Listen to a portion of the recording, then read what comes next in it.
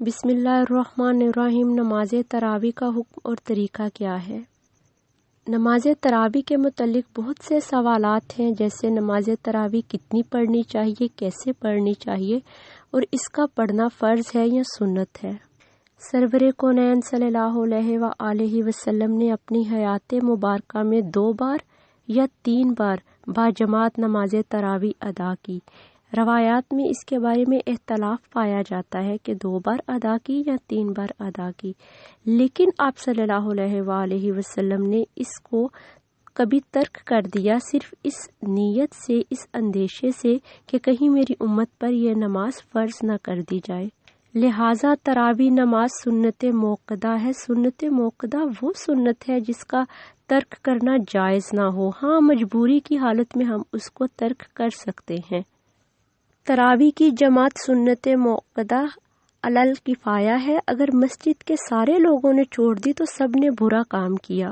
نبی پاک صلی اللہ علیہ وآلہ وسلم کے دور میں تراویح نماز کو قیام اللیل کا نام دیا گیا۔ آقا علیہ الصلوۃ والسلام نے اس نماز کو خوب پسند فرمایا۔ آپ کا آقا علیہ السلام کا ارشاد پاک ہے کہ جو ایمان و طلب و ثواب کی وجہ سے رمضان میں قیام کرے، یعنی رمضان کی راتوں میں عبادت کرے، اس کے اگلے پچھلے گناہ بخش دیے جائیں گے۔ لیکن پھر اسی اندیشے سے نماز تراویح ترک بھی فرمائی کہ کہیں امت پر نماز تراویح فرض نہ کر دی جائے۔ پھر امیر المومنین سیدنا عمر فاروق رضی اللہ تعالیٰ عنہ نے اپنے دور خلافت میں ماہ رمضان المبارک کی ایک رات مسجد میں دیکھا کہ لوگ جدا جدا انداز میں تراویح ادا کر رہے ہیں۔ کوئی اکیلا ادا کر رہا ہے اور کوئی جماعت کی صورت میں ادا کر رہا ہے۔ آپ نے فرمایا کہ میں مناسب خیال کرتا ہوں کہ ان سب کو ایک امام کے ساتھ جمع کر دوں، لہٰذا آپ نے سیدنا ابی بن کعب کو سب کا امام بنا دیا۔ اور پھر جب دوسری رات تشریف لائے اور دیکھا کہ لوگ باجماعت نماز تراویح ادا کر رہے ہیں، اور آپ یہ منظر دیکھ کر بہت خوش ہوئے۔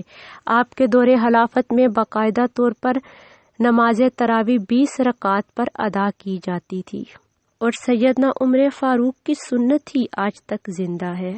لیکن اس میں اختلاف کرنا جائز نہیں ہے، کیونکہ یہ سنت موقدہ ہے، فرض عبادت نہیں ہے، نفلی عبادت ہے۔ نفلی عبادت ہم اپنی استطاعت کے مطابق ادا کر سکتے ہیں۔ ہم 8 تراویح بھی ادا کر سکتے ہیں، 20 بھی کر سکتے ہیں، 20 سے زیادہ بھی کر سکتے ہیں، 8 سے کم یا 8 سے زیادہ بھی کر سکتے ہیں۔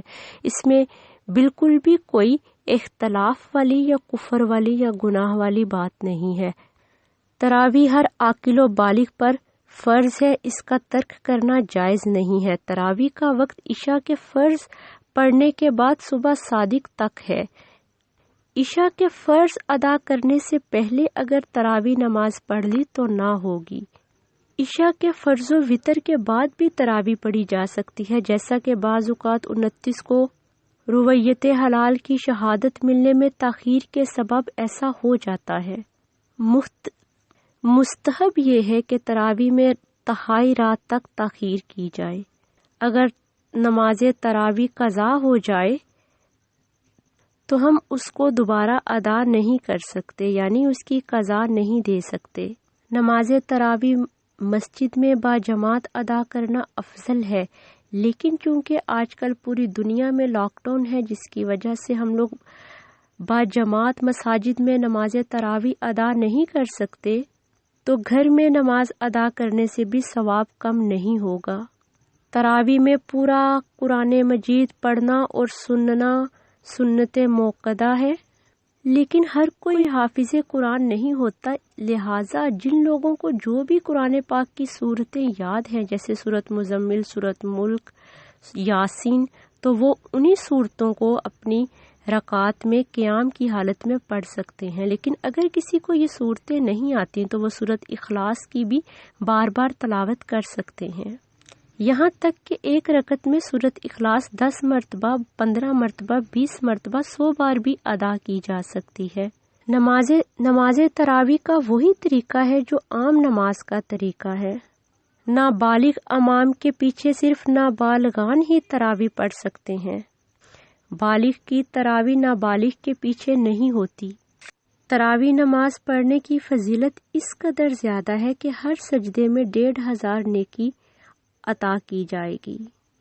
نماز تراویح ادا کرنے والوں اور روزہ رکھنے والوں کے متعلق اللہ تعالیٰ اپنے فرشتوں سے فرماتا ہے کہ اے فرشتوں، میں نے اپنے بندے کے رات کے قیام اور دن کے روزے رکھنے کی وجہ سے اس کے پچھلے تمام گناہ معاف فرما دیے ہیں۔ رمضان المبارک کا مہینہ وہ واحد مہینہ ہے کہ جب اللہ کا عرش پہلے آسمان پر آ جاتا ہے اور اللہ تعالیٰ اپنے بندوں سے بار بار فرماتا ہے کہ اے میرے بندے، کوئی ہے جو مجھ سے مغفرت طلب کرے، جو مجھ سے معافی طلب کرے، جو میری رحمت کا طالب ہو۔ تو گویا رمضان کی راتوں میں قیام کرنا بے حد محبوب عمل ہے۔ اللہ پاک ہم سب کو توفیق عطا فرمائے اس مہینے میں زیادہ سے زیادہ رحمتیں سمیٹنے کی۔ آمین۔ جزاک اللہ خیرہ۔